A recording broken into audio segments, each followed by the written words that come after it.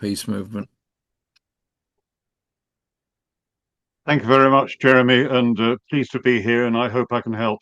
I thought the simplest thing to do, very briefly, is just give a little bit of a briefing about where we are, what the aims of the main antagonists are, and where we're going to go from here. So, firstly, war aims.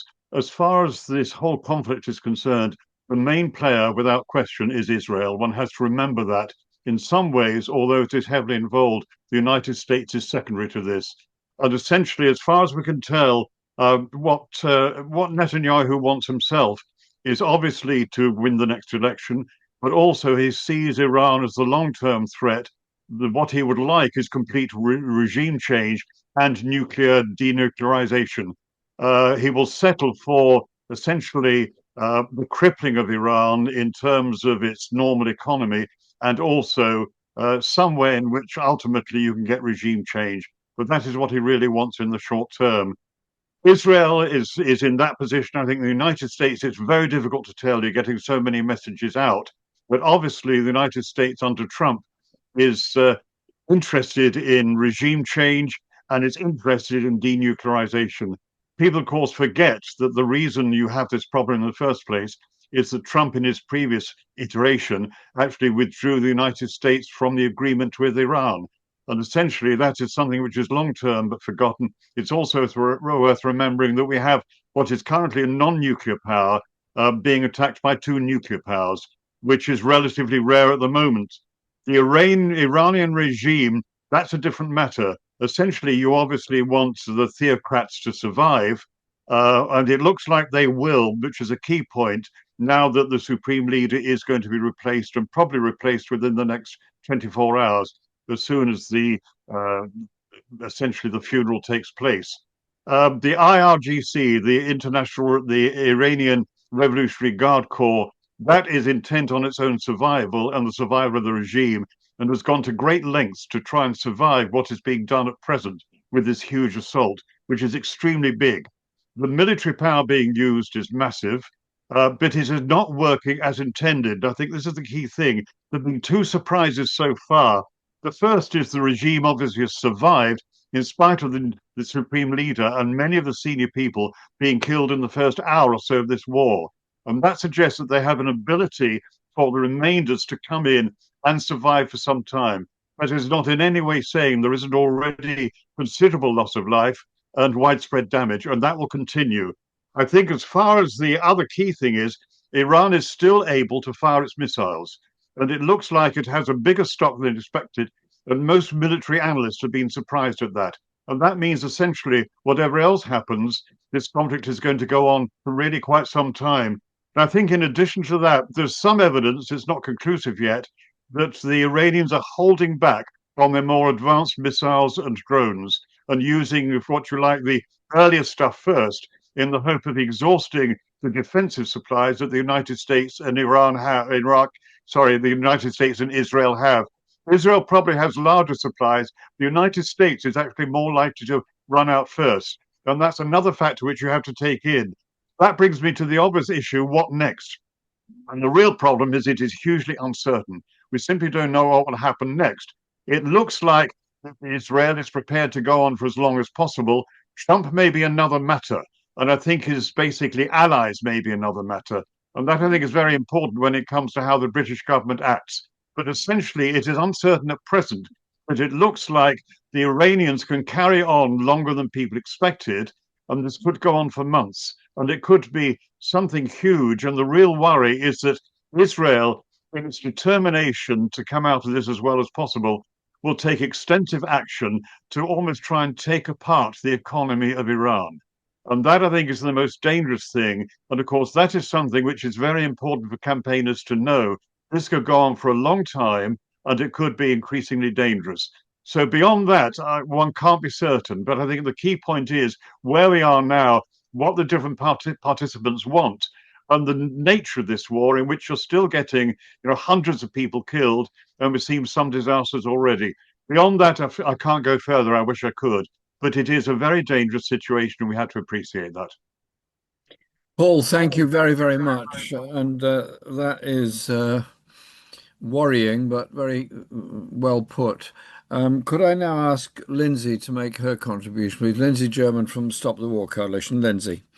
Thanks very much, Jeremy, and thanks, Paul, for that overview, which I think is very important, particularly in terms of we've seen so much of Trump, which has just been a few days of, or even a few hours of intervention, and people have come to see that this is his preferred model. But it's clear if we look at Israel that it has a different aim. And Netanyahu has said today that this will go on for weeks or months. And I think we have to take that very seriously. I think you can't even imagine this without talking about the 2.5 years of bombardment and genocide that has now been inflicted on Gaza.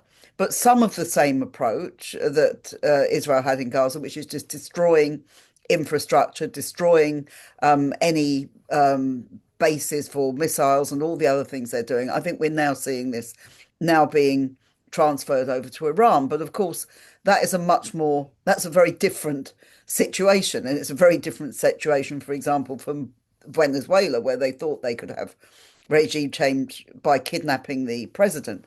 They've assassinated Khamenei, but the truth is there's a major infrastructure in Iran, which, despite the loss of life, is still there. So this is a different operation from the ones that we've seen previously from Trump, and it is one that I think will continue, and that obviously has very important implications for the anti-war and peace movement. And it also has a lot of implications for the British government. We've had a lot of talk about the collapse of the special relationship between Starmer and Trump in the last few days, with Trump essentially insulting and bullying Starmer in a way that we shouldn't be surprised at, is how he treats pretty much everybody. But if you look at Starmer, I think you can only look at his actions, partly because clearly the British government sees this as all illegal and an unjustified war. And indeed, the killing, the destruction of an Iranian warship today by a US submarine. Again, we're told there's imminent threat, but it was nothing of the sort. So these are barbaric war crimes, really, that are being carried out. And I think Starmer is genuinely concerned that that is something that the British government is, after Gaza particularly, and after the mess that they found themselves in politically over Gaza, I think they're quite frightened about. So this is why for the first period he wasn't prepared to let the bases be used. But now, of course, that has changed. So Fairford is now getting the B-52s. The Chagos Islands are also being used. And again, so that, despite Starmer saying this is all defensive, it's nothing of the sort. They've already supported the Israelis and the US in all sorts of ways around this latest onslaught, and they'll continue to do so, even though they'll try and dress it up in defensive terms. I think what is very interesting for us is not just the legacy of Gaza, but the fact that Starmer had to reference the "we don't want another Iraq," because the truth is that every single attempt at regime change, even though in those cases, Afghanistan, Iraq, involved large-scale invasions, they've all ended in complete disaster. And this is something which has been very damaging to Labour and more generally to British politics over the last 25 years. And I think what we're now seeing is a situation where there is widespread public opinion. It's interesting, in the United States, very strongly against the Trump's action over Iran, but also in Britain, the signs are that people are very much opposed to what Trump is doing, and very much opposed to the idea of Britain being involved in it. So I think this gives us an opportunity. We have a demonstration on Saturday. We had a very large meeting last night where we discussed all these different things. I think it gives us an opportunity to go more on the offensive about, despite all the things that they say about the Iranian regime and all the things that they're only defending protesters, as if anybody would believe that after Minneapolis or Black Lives Matter, or that they're protecting us from nuclear attack by Iran when Israel is the only nuclear power in the Middle East. I think people can see through this more and more, and that's an interesting development. I know Jeremy has got things to say about introducing the bill that he's done, but I think all these things we should see as both a terrible threat of wider war and the economic consequences, which we haven't yet discussed tonight, but oil, gas, but also the fact that the Gulf states are now massive hubs of logistics and tourism and air travel, as well as all the natural resources. I think this is a huge crisis for the British as well as for the American government, and one that we should make sure that we step up our anti-war campaigning. Thanks very much. Thank you, Lindsey. Very, very helpful. And maybe you can post up in the chat the arrangements for Saturday's demonstration, and so that anyone that's on the call can see them. If you could do that, that'd be really good. Can I now call Nilly Brook to speak? I don't know which particular area you're coming from on this, Nilly, so I'll leave it up to you. Thanks very much, Jeremy. I think what's happened here is like people have massively underestimated Iran's strength, Iran's identity, its soul, its commitment to this, its perception and its foresight in seeing this war coming. This isn't a war that America can win unless it goes nuclear. And people have to understand that we have to find a way of stopping this, otherwise it will go nuclear. It costs the US $3 million every time they shoot down a Shahed drone, right? Those drones, they're producing them in Iran at a level of 500 a day. And each of those drones costs £30,000, the cheapest ones, and they go up, right? So these drones are very, very effective, and they have hundreds of thousands of them. They also have sonic, what they call sonic ballistic missiles. So Paul Rogers, and Lindsey, both good analysis. But the thing is, what the deeper analysis from people like Patrick Henningsen, Scott Ritter, just isn't reaching our audiences here. Yeah, so this information is out there, but our media prevents it from reaching people. So we're living in a delusion, okay? So this is a war. If you cared about Iran and wanted to learn and saw through the smoke screens, you would have seen this coming and you'd know the reality of this, okay? So they've got hypersonic missiles. The people, the public, they want to nuke now, right? There is a fatwa, okay? There's a religious rule that prevents them, that the supreme leader had. He prevented the building of a nuclear weapon. Do people know that in this country? Is that public knowledge, right? So now also the system is very strong. You kill the supreme leader, it's just going to reinforce Iranian resolve. This idea that you can topple the Iranian regime, right, and impose something Western is a fallacy. It's just not possible. Okay, you're not understanding the heart and the soul of Iran. Okay, that they will continue to fight. And this was a fight that the West chose, right? Iran was protecting its borders. The 79 revolution was basically a statement to say, leave us alone to govern ourselves. We've learned, we've been an empire before. We've had 5,000 years of history. We want to be left alone. Okay, but there's been a huge amount of infiltration. The negotiations over the years, the nuclear negotiations, the nuclear bullying, you look at, there's so much to this really, besides just the negotiations. It's things like Eurodif. This French company, they basically stole 1.8 billion pounds off Iran.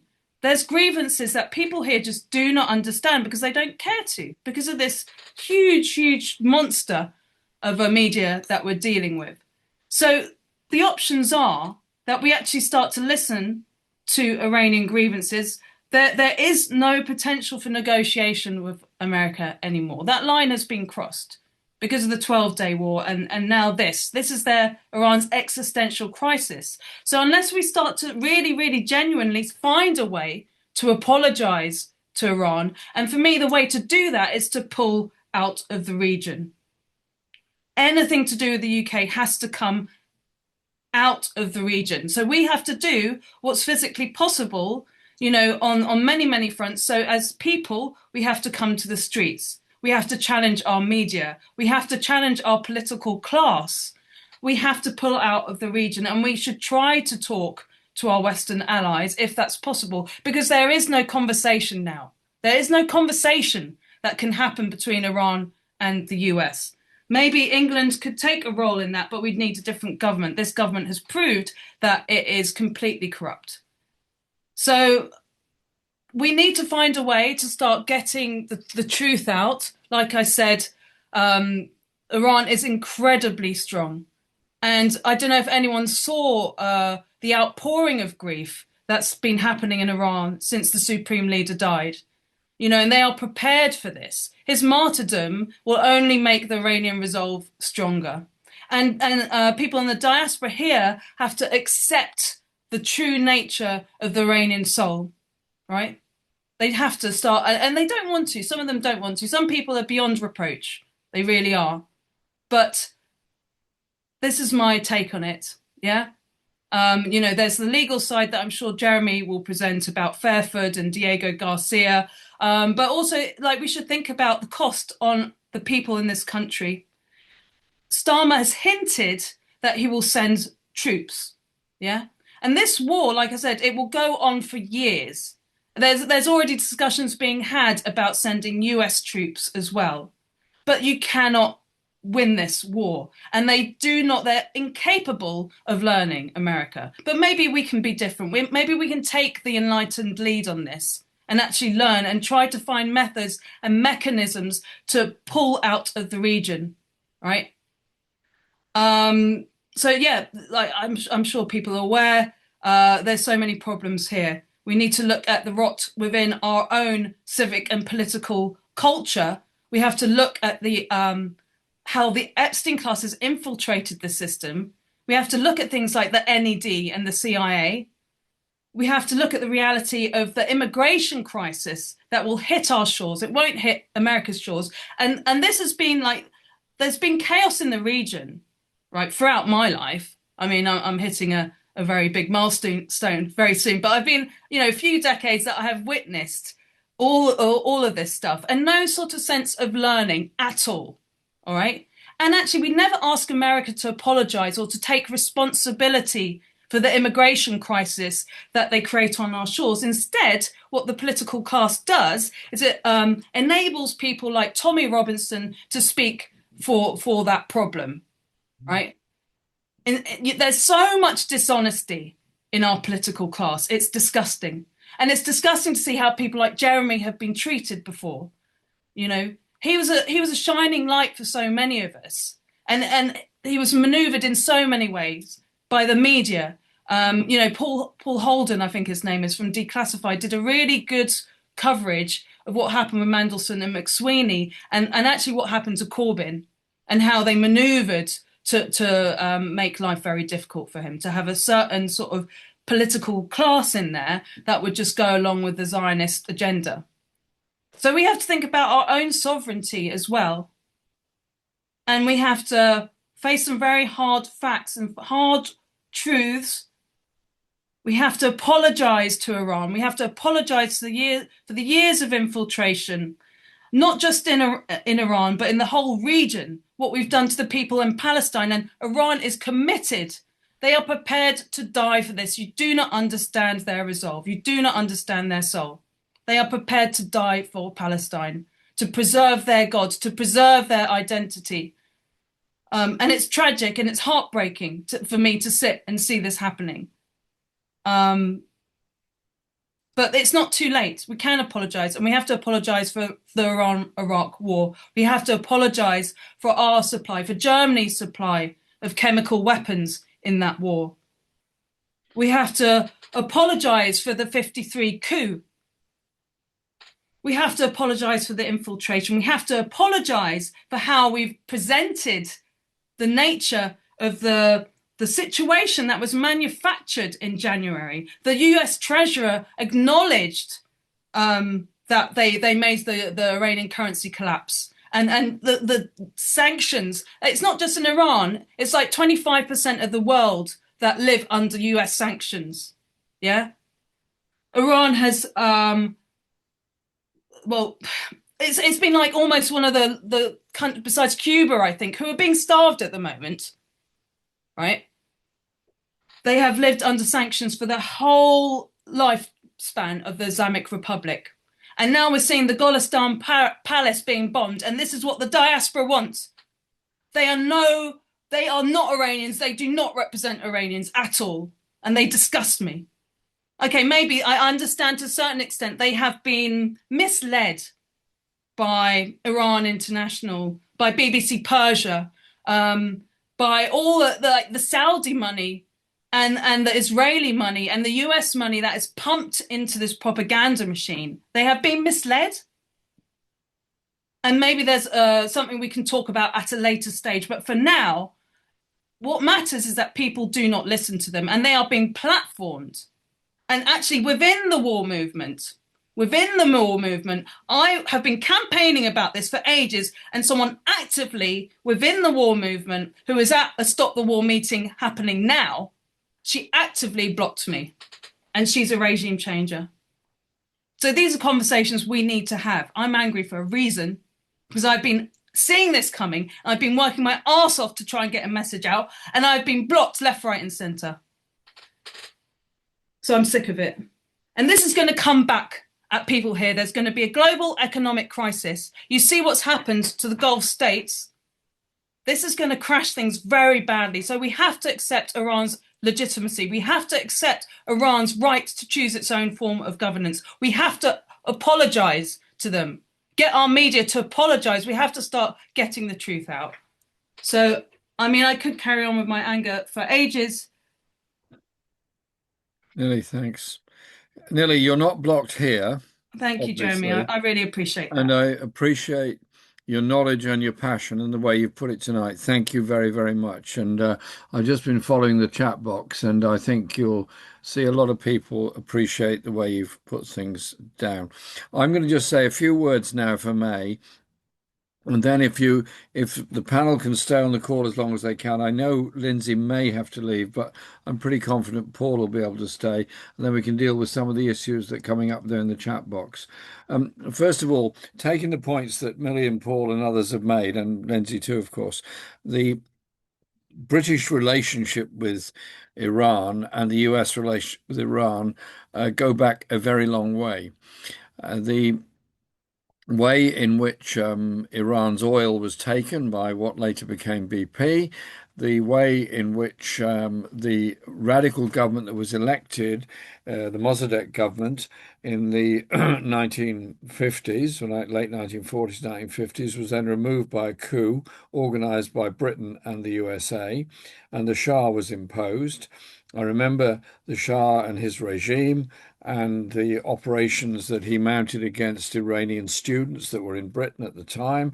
And that, of course, led to the huge revolt of the Islamic, which led to the Islamic Revolution of 1979. But that was a political as well as an Islamic revolution in the sense that it was very much led by left trade union and working class forces, as well as by the Islamic forces in Iran, and that resulted in that revolution.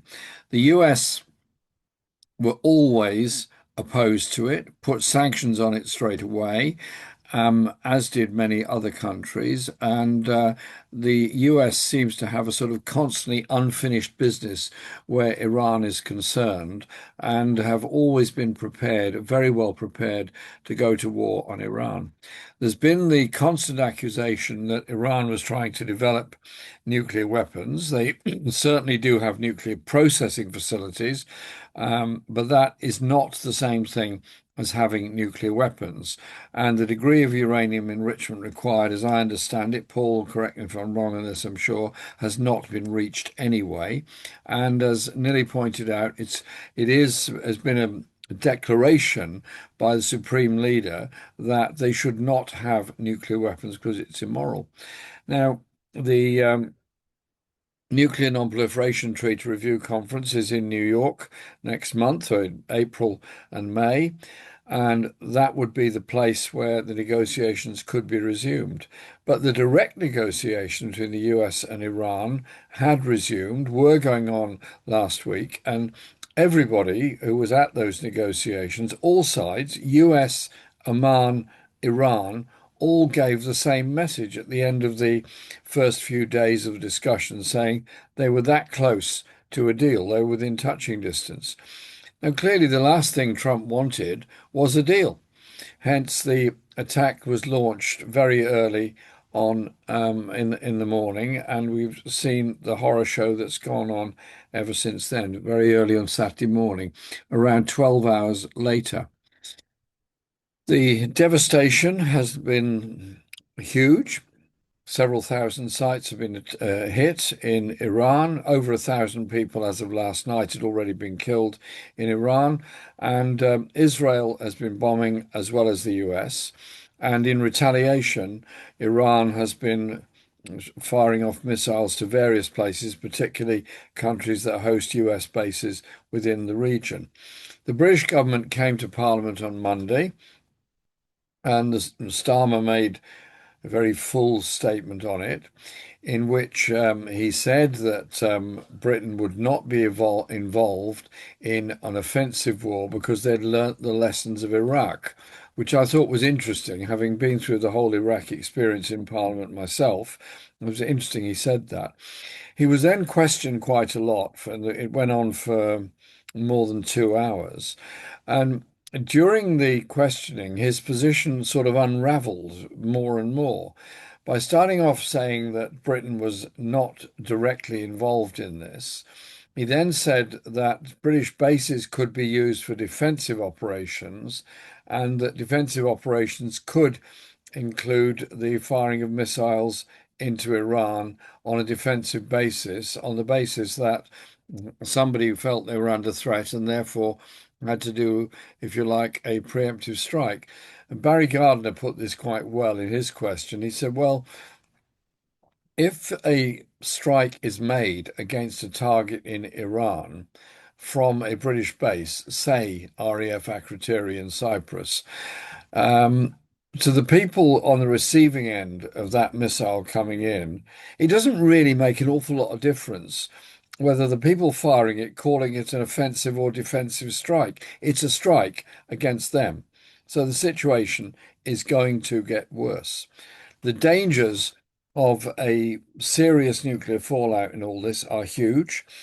If the US bombed the nuclear research facilities and reactors that they have in Iran, the consequences could be beyond appalling. Likewise, if Iranian missiles hit the Dimona reactor in Israel, the effect would not be restricted to Israel. It would be all the Palestinians, it would be Jordan, and so on. Dimona is in the Negev desert. And so the dangers of that are absolutely huge.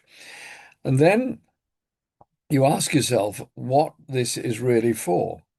Iran has enormous resources and reserves of crude oil, that everybody knows, and it has already blocked or tried to block the Strait of Hormuz, and so there's going to be a huge effect on oil prices, even more than has happened over the last 3 days. There's already an enormous spike in gas prices. And so Rachel Reeves turning up in Parliament yesterday to give a spring statement, it was completely ludicrous because it'll be blown out of the water, literally, in a few weeks' time when the rising gas and oil prices will lead either to inflation or to the government having to spend huge amounts of money to try and protect consumers against these rises. So one way or the other, it will have a huge effect. And her £21 billion headroom that she claimed to have will disappear in a very short space of time. Two other things I want to say before we go into discussions about this. We produced a book, The Monstrous Anger of the Guns, from the Peace and Justice Project, in which we explained the role of the global arms trade and the profits made from it. And if you look at the share prices of all the world's major arms manufacturers, from BAE Systems to Raytheon to Boeing, etc., on both sides of the Atlantic and all over Europe, the past few years have been a massive increase in share prices, huge increase in profits, very handsome dividends being paid out. And that will continue because we now have developed a war economy in Britain and the USA where there's huge amounts of public resources being spent on armaments in these wars. Some of those companies really just want to make a lot of money out of it. And this war, as was pointed out on the cost of these weapons, is making some people very, very rich and destroying the lives and the livelihood of people. Of the 70,000 Palestinians already killed in Gaza, the 1,000 that have already died in Iran, and those that are dying as we speak as this bombardment goes on. The war is a technical war in the sense that is, from the point of view of Iran doing their best to defend by sending missile strikes against bases around the region, from the US point of view, it is aerial bombardment, and they claim they want to bring about regime change. And I sort of pointed out the other night on Newsnight that you can't bring about what they would term democracy from 35,000 feet. It's up to the people to decide what the future is and what they want. That choice they're not getting. What they're getting is bombardment.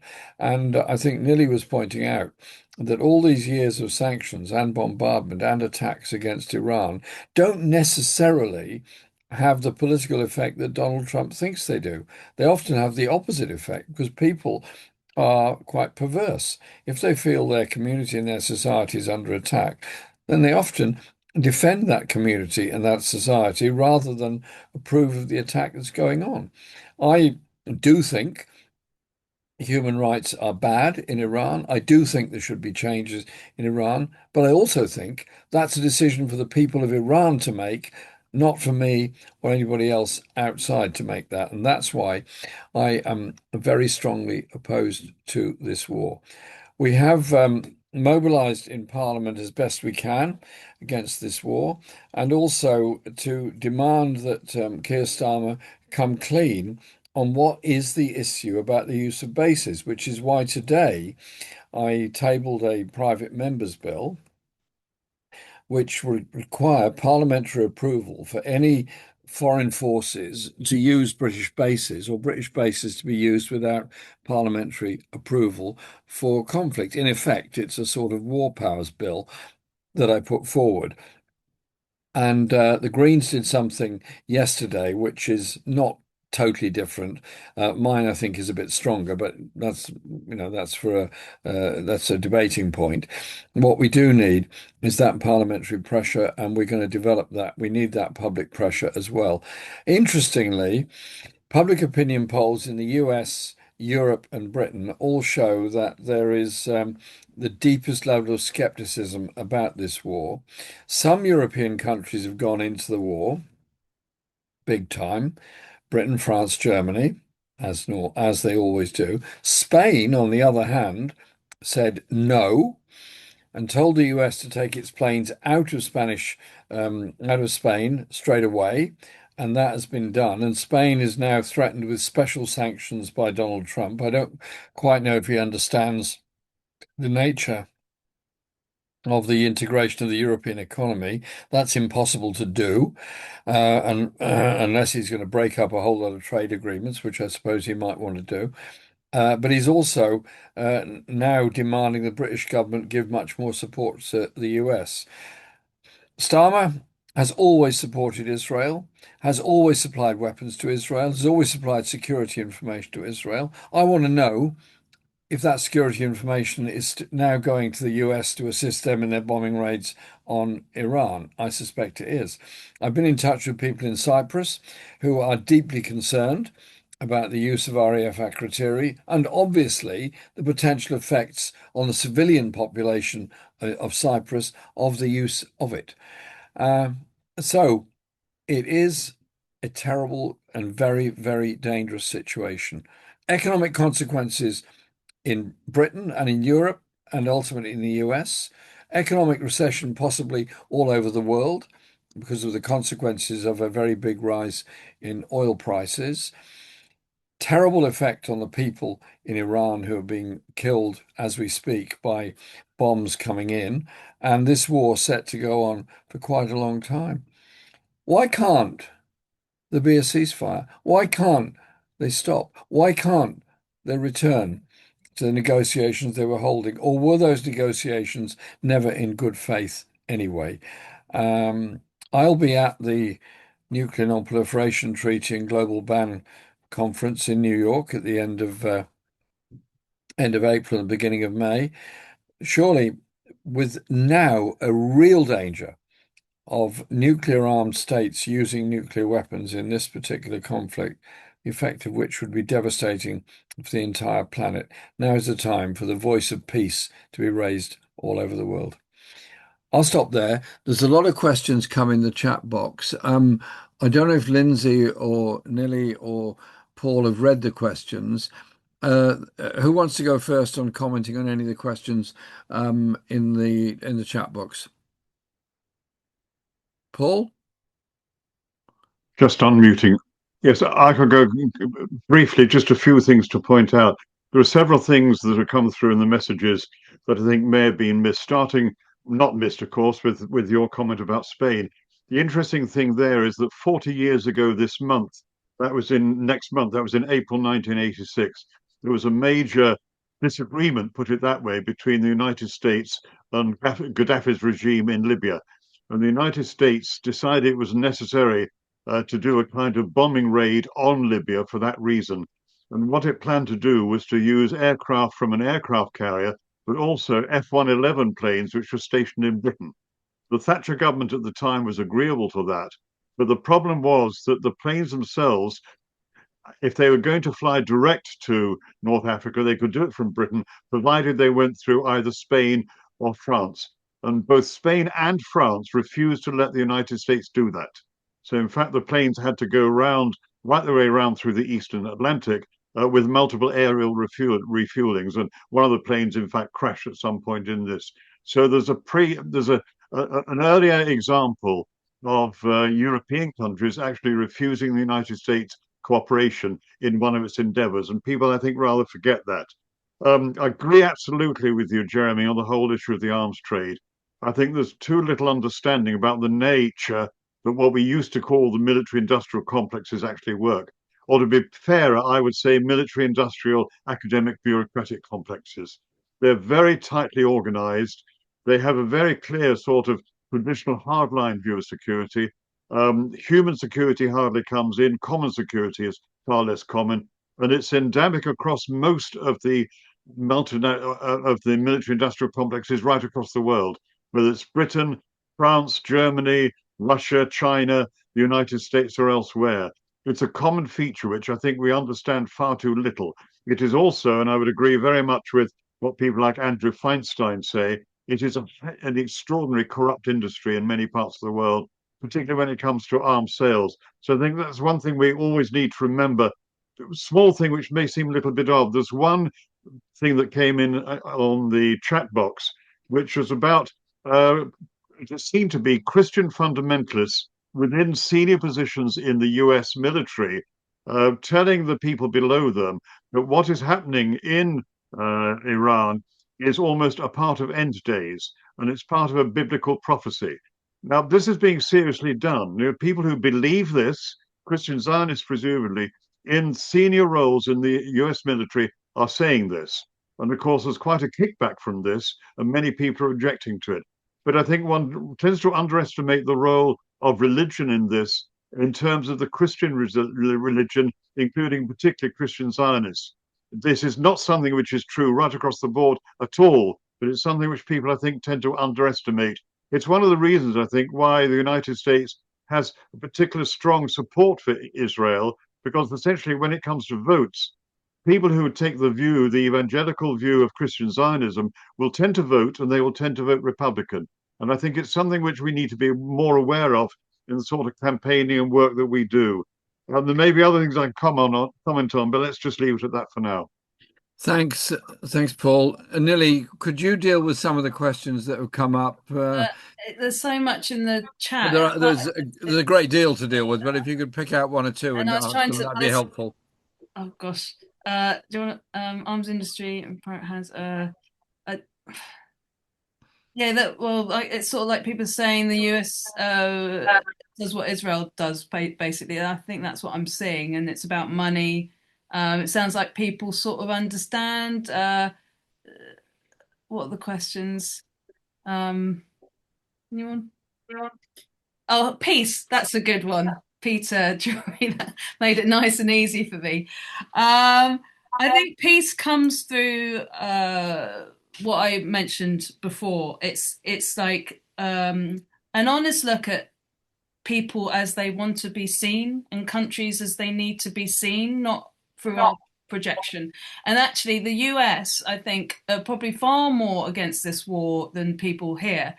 Like it's 70 plus percent of the population, because they've been much closer to war, I'd say, than we have. Gosh, how's that happening? All the stuff happening with ICE, and I think our history is like hundreds of years of being pretty nullified, actually. So I have more faith in the US population. There's some good alternative media in the US, like people like Max Blumenthal and Jeffrey Sachs and John Mearsheimer. They're creating waves in America, and I know people here listen to them as well. But I think we have to really work on waking up and work on understanding Iran, and that's a very, very difficult thing to do in our culture, because there's been so much manufacturing of consent, and largely within the charity and the NGO sector as well, that will just project a very, very negative image that will not accept Iran's inalienable right to govern itself. And I noticed a comment, because I'm better at looking at short things than the longer things, and someone said that I was making them, that I'm so angry and I'm making them feel uncomfortable. It's like, oh, good, because you know what? There's something about our culture that's so comfortable, and I'm very uncomfortable with that. They're comfortable with the lies. They're comfortable with the nullification. So you have to work quite actively to educate yourself. But I would say start with people like Max Blumenthal, John Mearsheimer. I'm sure a lot of the people here understand that, but just that comment, and I've seen comments in circles, activist circles, that makes me think people don't understand. They don't understand. I mean, you mentioned the end of day stuff. The identity of Iran is to protect itself. It's to have, like, to protect its sovereignty, and that is a soulful thing, and it's something that can't be killed. Mary, can I just interrupt you slightly there? Sure. There's a couple of questions in there which you may not have had a chance to look at, which are about how they think things will change in the longer term in Iran. It is a diverse society, linguistically, ethnically, and so on, which many people don't understand. And it has a political structure which certainly most Western politicians have no comprehension of whatsoever. I went once to Iran, and I thought the political structure issue was absolutely fascinating to try and understand it. Do you think there will be a growth of any separatism in Iran as a result of this, particularly amongst the Kurdish community, for example? Yeah, well, the Kurds are being armed, aren't they? We're getting feedback from somebody. I don't know what it is. Oh, is it, Paul's got his mic off, so I don't know where that's coming from. Maybe it's my. Have you? Okay, I'll try again. Yeah, the Kurds are being armed. And I mean, right now we just have to think about all the heavy stuff, like not having a nuclear war, and then trying to create a sense of legitimacy and separateness and pulling out of the region. These are very, very big things. And then once there is a sense of stability, Iran has to deal with, like all countries that have experienced this kind of violence from people within the country. It's a very, very hard thing to come to term with. But I trust they'll work that out. It's really not our concern. I think this idea, and this is the human rights approach, that we can somehow fix. I'm not saying that's what you're saying, Jeremy, or the question was saying, that we can somehow meddle and fix. It's so sort of white savior. It's sickening. It's really something we have to abandon. That wasn't what he was saying. It's something we have to abandon, and we actually have to. Still. Someone's talking. I don't know, Sheila Towns or Townsend. It's something we have to abandon, and we have to focus within and allow them to focus on themselves. Like I said, they've got a very, very long history, and they do understand identity in a much deeper way, right? So they will be able to sort out these issues. I think it's probably very difficult for them that they have armed Kurds in their country. I don't know. I mean, we'll have to cross that bridge. Are you talking, Jeremy? You're on mute. Is he not talking to me? I can't tell. Is he talking to someone? Jeremy? I don't know what's going on there. Jeremy's muted. Jeremy, Jeremy, maybe you're he's muted. Jeremy, you're on mute.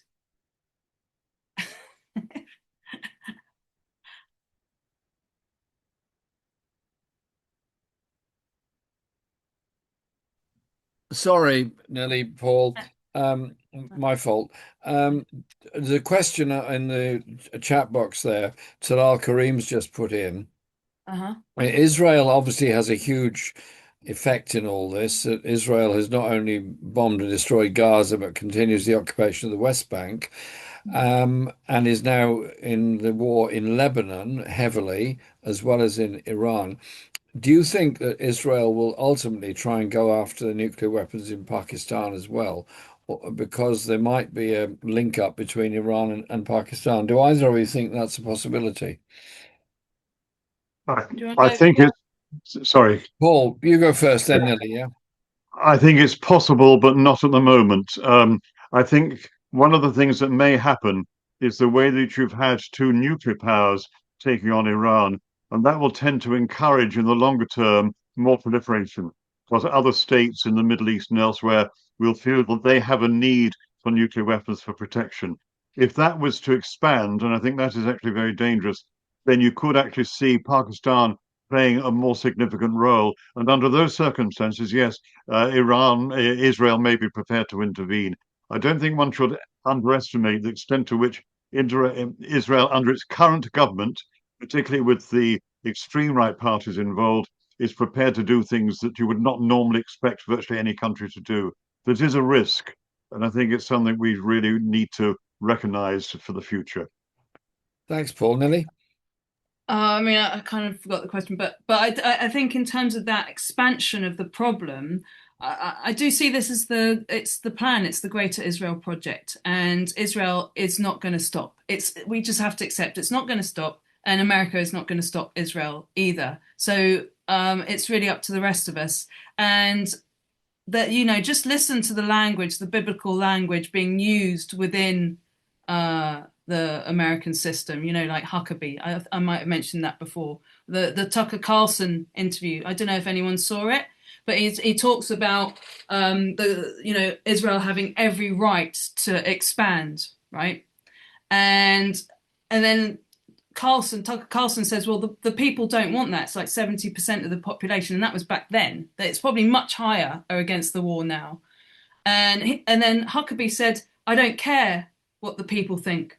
They're on a biblical mission, and people like that should be arrested or something. They should impeach or not impeach. I don't know what it is, but just get rid of the guy. He should be called up. He shouldn't be allowed to speak after something like that. And he also, he has sold sensitive information, spy information to Israel, didn't he? With that Pollard guy, yeah. He sold that information to Israel when it was a threat. It gave to the Soviet Union. Anyway, just watch the interview and you'll learn about that. But basically, they don't really care about the American people. The Israelis don't care about the Israeli people. I mean, I'm talking about the elite in charge. It's really, I do see it as an Epstein class, a powerful class that are absolutely insane, completely insane. These are perilous and very, very dangerous times. I'm not finding there is much public support for the war at all. Quite the opposite. Everything I'm picking up is in the opposite direction. Good. And I also I was quite surprised that the relatively muted response of a lot of MPs to what Starmer was saying on Monday suggests that they've been getting shoals of emails from people saying they don't want Britain involved in this. It wasn't as gung-ho in Parliament as I was expecting. And well, obviously there's going to be more statements and things like that. But I think politically, the crucial thing for us all to do, and this is an appeal to everybody watching this, please get the message across that we do not want Britain involved in this. We do not want British bases to be used in this. We do not want American planes launching attacks on Iran, either from bases in Britain or in the RAF Akrotiri, or indeed any British aircraft carriers. And we need to have a halt to the bombardment. This is going to create poverty and misery and a whole wave of refugees from the whole region looking for somewhere to go. So all the rhetoric, anti-refugee rhetoric, will then have to deal with the issue that we've now created a lot more refugees by this war. Wars have consequences. If you look at the disastrous situation in Afghanistan, what happened in Iraq after the war there, what happened in Libya after the bombing of Libya, it doesn't solve it. And the US clearly is frightened of the prospect of putting troops on the ground because Trump can't cope with the loss of American soldiers like that. So what are they going to do? Just keep bombing the place? Or is there going to be a sufficiently strong political movement on both sides of the Atlantic to bring about a halt to this? And that is really what we've all got to work on. There's been a lot of people on this call. We can do other calls in the future. Maybe we can do some educational ones as well, because we all need to learn a great deal more about the history of the region. I have to say, some of the documentaries in Al Jazeera and others have been fascinating on this. Could I have a last word from both of you before we say thank you to everybody? Nilly? So you mentioned Quick Al last Jazeera. word, please. Yeah. Okay, Jadal is a much better channel than Al Jazeera in terms of documentaries and information about Iran. Al Jazeera isn't that good when it comes to Iran. You have to dig a lot deeper than that. Please email me at nilly@obscenitystate.com and I can give you a list of things to Put that in the chat box, would you, Nilly? So people can make a note of your address then. Okay, sure. Paul. Just a specific thing on the function of the bases. Diego Garcia is actually particularly important. The United States will now, or may well have already started, using the B-2 Spirit bomber, and that is a bomber which needs very heavy backup, if you like. And outside the United States, there are only 3 bases in the world that can handle it: Fairford, Diego Garcia, and Guam in the Western Pacific. So as far as the use of the B-2, you would find that essentially Diego Garcia is actually really crucial to it. And this is one area where I think Trump and the people behind him got really very angry about the British for even the short-term refusal to allow it to be used. It is actually significant in this conflict. And it's one area where I think people aren't fully aware of that. Thank you very, very much. And thank you to Laura and to Artin for facilitating this call. And thank you all for joining it. There's been some really good and really well-informed questions there. And I think it's Maria who's engaged on a daily online battle with Tommy Robinson and company. Well done, Maria, for standing up for real justice in our society. We can organise other calls as this goes on. We can organise calls in a different way. So if you want to hold something in a different way, more participative perhaps, and sending questions in advance for discussion, we can certainly do that. So please log on to the Peace and Justice Project website and send those ideas and that information in. But I finish this. Please do everything you can to put pressure on all the political levels in our society to get Britain not involved in this war, not involved in the bombardment of Iran, and not involved in facilitating the American and Israeli bombardment of Iran. Thank you very, very much, everybody, for taking Thanks part so in the evening. much. All right, take care. Thanks You're so much, welcome. Jeremy. Thanks. Bye, Paul. Bye.